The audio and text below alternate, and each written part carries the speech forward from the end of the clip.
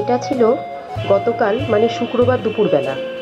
এই যে আমি রান্নাটা করছিলাম, আর এই রান্নাটা করার শেষের দিকেই চারদিক কালো করে ঝমঝমিয়ে বৃষ্টি এসেছিল।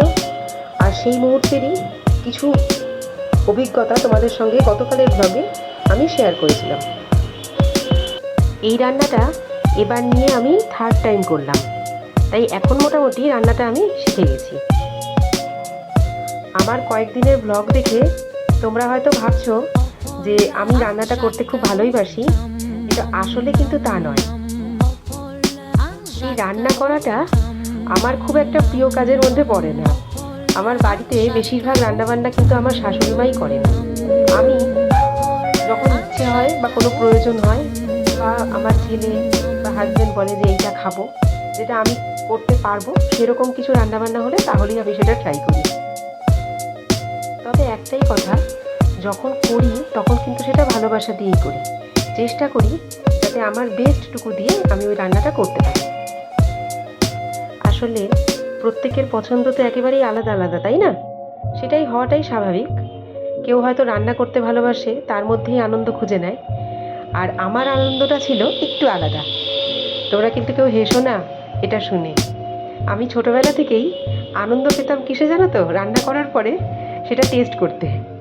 আমি সবসময় আমার মাকে বলতাম, এই তোমাদের সাথে কথা বলতে বলতে না আমার হঠাৎ মায়ের কথা মনে পড়ে গেল।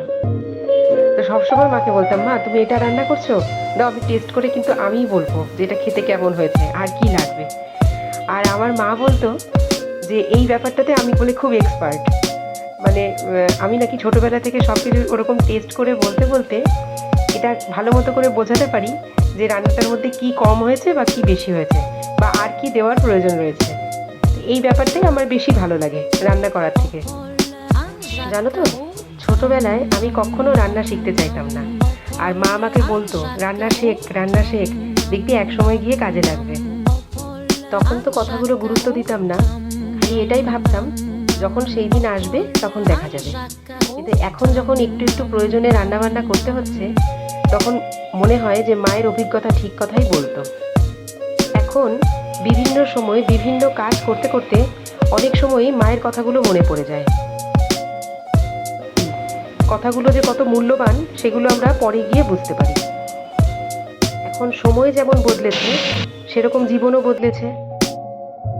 এখন এইটুকু বুঝি, রান্না শুধু পেট ভরানোর জন্য নয়, এটা যত্ন, দায়িত্ব এবং ভালোবাসা প্রকাশ করার একটি খুব সুন্দর উপায়।